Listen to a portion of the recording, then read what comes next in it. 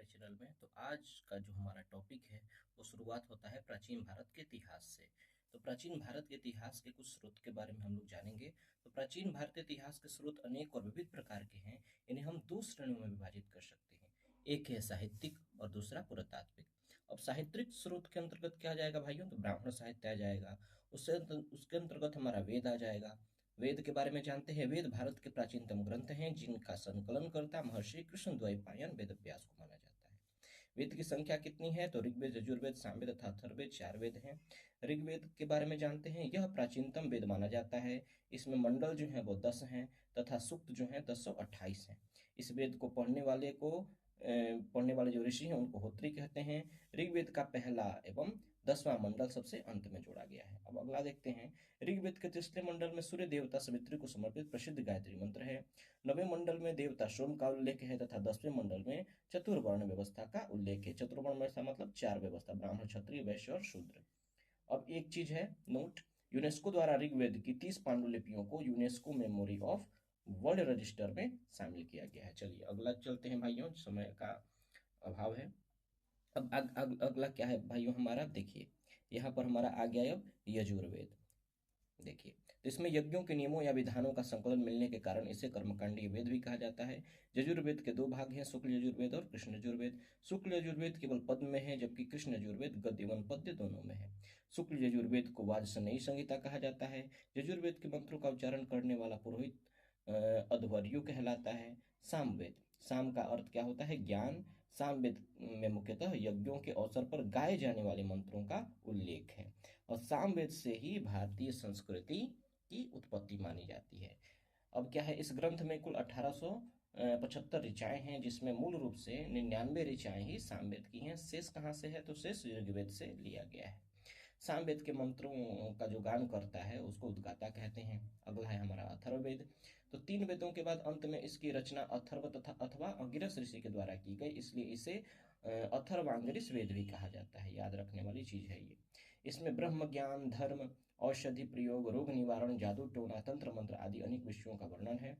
अथर्ववेद के मंत्रों का चरण करने वाला पुरोहित ब्रह्मा कहलाता है। इसमें भी एक ध्यान देने वाली चीजें हैं कि इन चारों वेदों को संहिता कहा जाता है। अब देखिए वेद है और उससे संबंधित ब्राह्मण ग्रंथ, उससे प्रश्न आ जाता है। संबंधित उपनिषद से भी प्रश्न आ जाता है। तो ऋग्वेद का ब्राह्मण ग्रंथ है भाइयों ऐतरेय कौशिकी। संबंधित उपनिषद है ऐतरेय कौशिकी। यजुर्वेद का ब्राह्मण ग्रंथ है शतपथ तैतरीय और उससे संबंधित उपनिषद है वो कठोपनिषद, ईशोपनिषद, बृहदारण्यकोपनिषद, इसको बृहदारण्यक भी कहा जाता है। श्वेताश्वतरोपनिषद, मैत्रायणी आदि हो गया। सामवेद हो गया जिसमें पंचविश षड्विंश आ जाएगा जो ब्राह्मण ग्रंथ है, और उपनिषद छांदोग्य उपनिषद और जैमिनीय हो गया।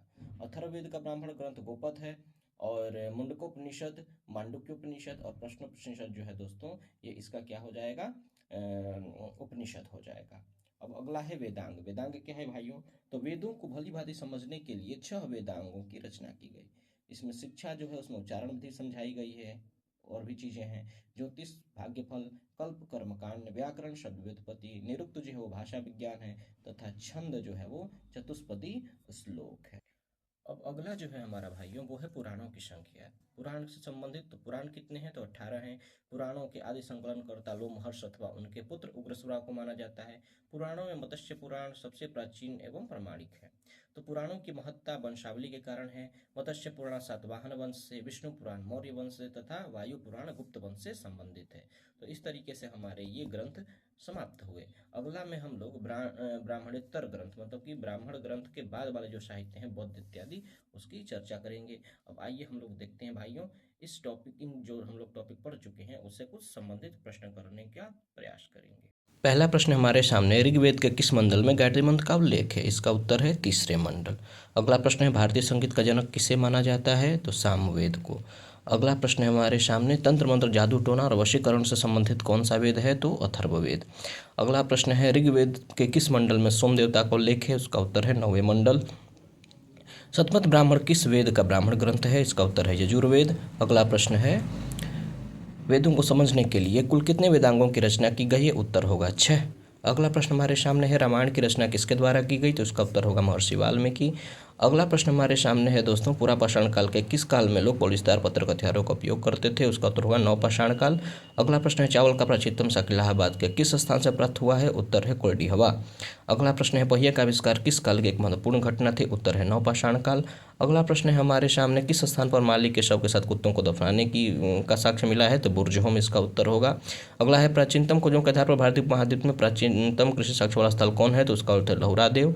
मानव द्वारा सर्वप्रथम जिस धातु का प्रयोग किया उसका नाम है तांबा। अगला प्रश्न हमारे सामने, हार संस्कृति का प्राचीनतम नाम क्या है? तो उसका उत्तर है ताम्रवती। अगला प्रश्न है, गोपथ किस वेद का एकमात्र ब्राह्मण ग्रंथ है? उत्तर होगा दोस्तों अथर्ववेद। बहुत बहुत धन्यवाद भाइयों, आपसे अनुरोध है कि हमारे चैनल को सब्सक्राइब करें और अपना प्यार दें।